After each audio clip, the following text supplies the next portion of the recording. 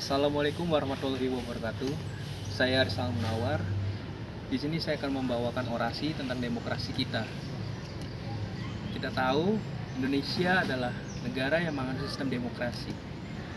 Hal ini nampak pada pembukaan Undang-Undang Dasar 1945 alinea keempat yang menyatakan bahwasannya Negara Kesatuan Republik Indonesia adalah negara yang berkedaulatan rakyat. Selain itu, pasal 1 ayat 2 Undang-Undang Dasar 1945 menyatakan bahwasannya kedaulatan negara ada di tangan rakyat dan diatur dalam Undang-Undang Dasar 1945. Tentunya negara Indonesia dalam mencapai demokrasi yang ideal banyak sekali lika-liku yang ada di dalamnya.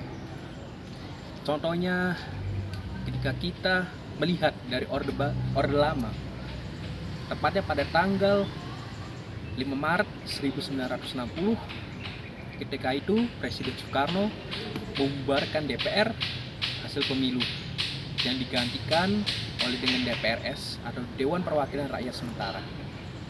Lalu berlanjut pada zaman Orde Baru, ketika itu segala bentuk kebebasan berpendapat dikekang, media dibatasi, dan banyak media juga yang dipredeli karena tidak sejalan dengan pemerintah.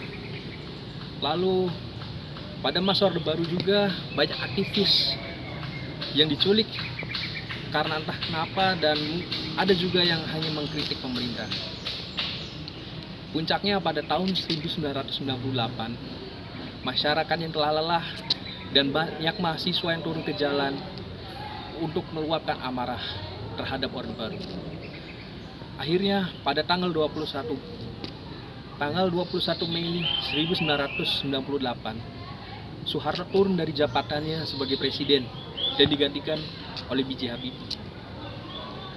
Pada masa ini disebut dengan masa reformasi, masa yang belum juga menemukan titik demokrasinya. Banyak jalan yang ditempuh dalam mencapai demokrasi, seperti amandemen pada undang-undang yang dilaksanakan sebanyak 4 kali. Lalu ada pemisahan lembaga negara yang saling tumpang tindih dalam pemangku jabatan.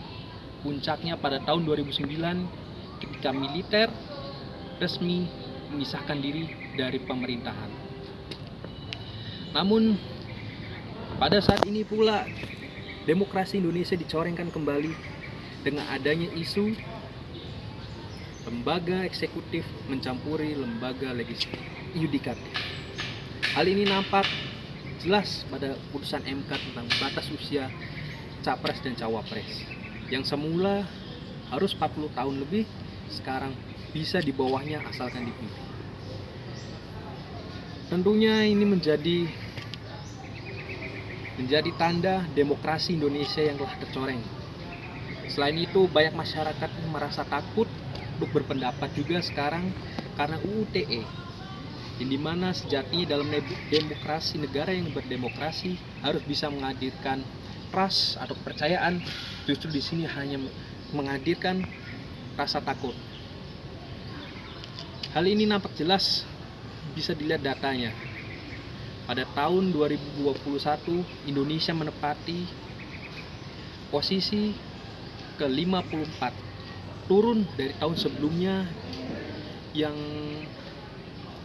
berada di posisi 52 dengan skor 6,71. Ini menjadi PR bagi kita untuk menciptakan demokrasi yang ideal.